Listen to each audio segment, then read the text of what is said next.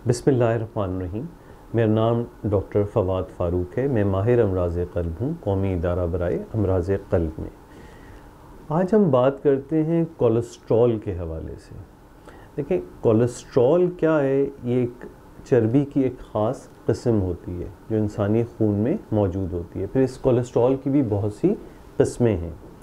अच्छा, अब आप कोई भी ग़िज़ा लेते हैं जिसमें भी फ़ैट का कंटेंट होगा, वो अल्टीमेटली खून में जाके कोलेस्ट्रॉल बनाएगा और वो कोलेस्ट्रॉल फिर जिगर में जाके मुख्तलिफ़ नौइयत के कोलेस्ट्रॉल्स बनते हैं। और ये अंदाज़ा सिर्फ जब तक हम लिपिड प्रोफाइल ना कर लें, हमें ये अंदाज़ा नहीं होता कि आपके अंदर कोलेस्ट्रॉल बढ़ा हुआ है या नहीं, और फिर उस कोलेस्ट्रॉल में किस किस्म का कोलेस्ट्रॉल जो आप में ज़्यादा है और किस किस्म का कम है, क्योंकि इसमें कुछ कोलेस्ट्रॉल बेनिफिशियल भी होता है जिसे हम हाई डेंसिटी लाइपोप्रोटीन कोलेस्ट्रॉल कहते हैं। वो अगर ज़्यादा हो तो वो फ़ायदे की बात है, एलडीएल ज़्यादा हो तो वो नुकसान की बात है। इसका ताल्लुक़ कोलेस्ट्रॉल का इससे बिल्कुल नहीं है कि आप मोटे हैं या पतले हैं। बहुत से लोगों को कोलेस्ट्रॉल कराने का कहा जाए तो वो कहते हैं कि हम तो बिल्कुल पतले दुबले हैं, हमें कोलेस्ट्रॉल कैसे होगा। इसका प्योरली ताल्लुक़ आपके जिगर से है जो ग़िज़ा को डील कर रहा है, और जिगर में एंजाइम्स की कमी या ज़्यादती होने से खून में कोलेस्ट्रॉल की मकदार कम या ज़्यादा हो जाती है। सर्टली इस ख़राबी के साथ आप ऐसी दवाइयाँ लें और ऐसी ग़िज़ा लेंगे कि जिसमें फ़ैट कंटेंट ज़्यादा होगा तो आपके खून में फिर वो कोलेस्ट्रॉल ज़्यादा बनना शुरू होगा।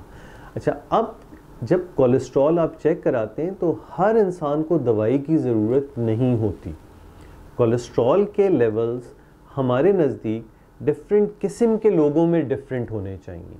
यानी वो मरीज़ है जिनको दिल का मर्ज़ हो चुका है, उसका कोलेस्ट्रॉल का लेवल बिल्कुल डिफरेंट नॉर्मल कैटेगरी होगी। एक वो मरीज़ जिसको बहुत से रिस्क फैक्टर्स हैं, शुगर है, हाइपरटेंशन है, स्मोकिंग करता है, फैमिली हिस्ट्री में प्रॉब्लम है, उसका लेवल डिफरेंट होगा। एक वो आदमी जो बिल्कुल लो रिस्क है तो उसका लेवल डिफरेंट होगा। अब ये डॉक्टर्स या जनरल प्रैक्टिशनर्स को वो लेवल्स पता होने चाहिए कि किस मरीज़ को किस वक्त दवा की ज़रूरत होती है, और स्पेशली उस रेंज से अगर मामूली सा कोलेस्ट्रॉल ज़्यादा है तो भी दवा देने की ज़रूरत नहीं होती। मरीज़ को ये काउंसल करने की ज़रूरत होती है कि आप 6 से 12 हफ्ते अपनी लाइफ स्टाइल्स में चेंजेस लाइए, एक्सरसाइज करें, ग़िज़ा में परहेज़ करें, और फिर इस नौइयत का परहेज़ करें जो आप सारी ज़िंदगी जारी रख सकें। ये करके 6 हफ्ते से 12 हफ्ते बाद दोबारा टेस्ट कर लें। अगर वो उन मेजर से ही अपनी नॉर्मल रेंजेस में आ जाता है तो फिर दवाई लेने की ज़रूरत नहीं है, लेकिन नहीं आ रहा तो फिर दवाई लेनी पड़ेगी।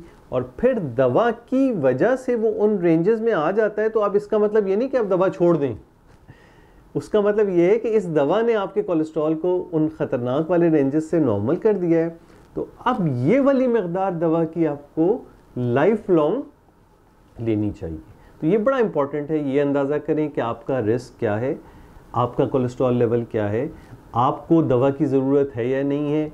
अगर है और दवा की वजह से आपके कोलेस्ट्रॉल नॉर्मलाइज हो रहे हैं तो फिर आपको लाइफ लॉन्ग दवा की वो मकदार जारी रखनी होगी। बहुत कम हो जाते हैं तो दवा की मकदार कम की जा सकती है, बिल्कुल छोड़नी दवा नहीं है। शुक्रिया बहुत बहुत सुनने का। जज़ाकल्लाह।